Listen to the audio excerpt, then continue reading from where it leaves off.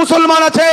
আপনারা যদি জানেন হাজার হাজার বছরের মসজিদ, হাজার হাজার বছরের মাদ্রাসা, হাজার হাজার বছরের কবরস্থান, হাজার হাজার বছরের ঈদগাহ, এটাই পরিচয় দিচ্ছে ভারতবর্ষে হাজার হাজার বছর ধরে মুসলমান আছে। তাহলে মুসলমানদের ঘরে এনআরসি করে যে তাড়াতে গেলে ওদেরকে বিদেশি প্রমাণ করানো যাবে না। কেন যাবে না? হাজার হাজার বছর ধরে এদেশের মসজিদ গাওয়া দেবে, এদেশের কবরস্থান গাওয়া দেবে, এদেশের খানকা কথা বলবে, এদেশের মাদ্রাসা সাক্ষী দেবে যে ভারতবর্ষে হাজার হাজার বছর ধরে মুসলমান রয়েছে। স্বাধীনতার পরে আসেনি, আগে থেকেই আছে। কথা বুঝে আসছে? তাই এইগুলোকে কবজা করে, এগুলোকে প্রমোটিং করে, এগুলোকে শেষ করে দিবার চেষ্টা করছে। এগুলোকে যখন শেষ করে দিতে পারবে তখন বলবে তোমরা স্বাধীনতার পরে বাংলাদেশ থেকে, পাকিস্তান থেকে, আফগানিস্তান থেকে এসেছো, তোমাদের নাগরিকত্ব দেওয়া যাবে না, তোমরা থাকো বি ভোটার হয়ে থাকো, তোমরা নাগরিক হতে পারবে না। যেমন সৌদি আরবে থাকতে গেলে নাগরিকত্ব পাওয়া যায় না, একটা আকামার মাধ্যমে থাকতে হয়। তুমি কারবার করবে, সৌদির নাগরিক নামে জমি কিনতে হবে, তার নামে কারবার হবে, তুমি একটা পার্সেন্ট তাকে দেবে, যে কোনো দিন তোমাকে সেখান থেকে সরিয়ে দেওয়া হবে। ঠিক তেমনি আমার দেশে তোমাকে আমাকে এই নাগরিকত্ব থেকে হরণ করার জন্য আমাদের ঐতিহ্যের মসজিদ, হাজার বছরের মাদ্রাসা, হাজার বছরের মসজিদ, হাজার বছরের কবরস্থান, হাজার বছরের ঈদগাহকে লুটার একটা ষড়যন্ত্র করছে। এবারে বলুন, এই মসজিদ, এই মাদ্রাসা, এই কবরস্থান যদি চলে যায়, আমাদের পেহচান চলে যাবে, আমাদের পরিচয় চলে যাবে, আমরা ভারতের নাগরিক প্রমাণ দিতে পারবো না। তাই লড়াই যখন সেদিনই করতে হবে, মরতে যখন সেদিনও হবে।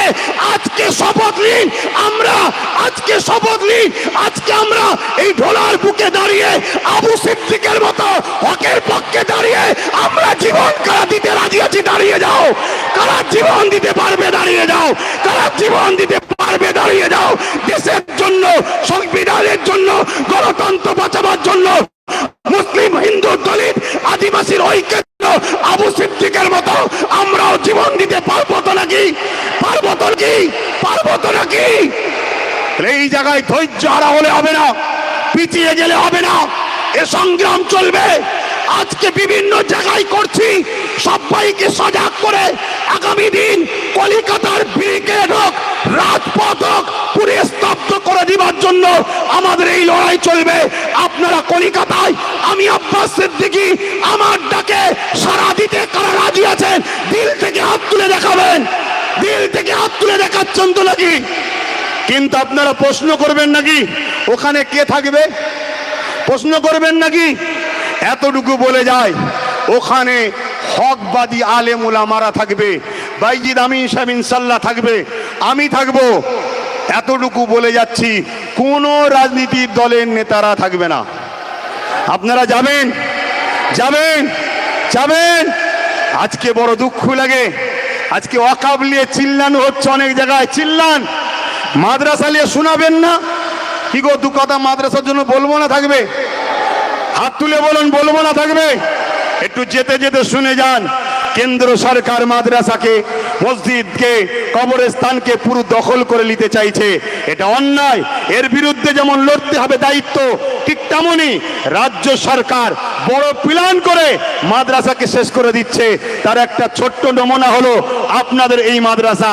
এই মাদ্রাসার নাম মাদারপাড়া সিনিয়র নুরানি সিদ্দিকিয়া মাদ্রাসা। এই মাদ্রাসায় বর্তমান মাত্র 3 জন শিক্ষক আছে, মাত্র 3 জন শিক্ষক আছে, একজন শিক্ষাকর্মী। আজকে বলুন, 8ম শ্রেণী পর্যন্ত চলছে এই মাদ্রাসায়, মাত্র 3 জন শিক্ষক। এটা কি মাদ্রাসাকে ধ্বংস করার প্ল্যান না? প্ল্যান নয়।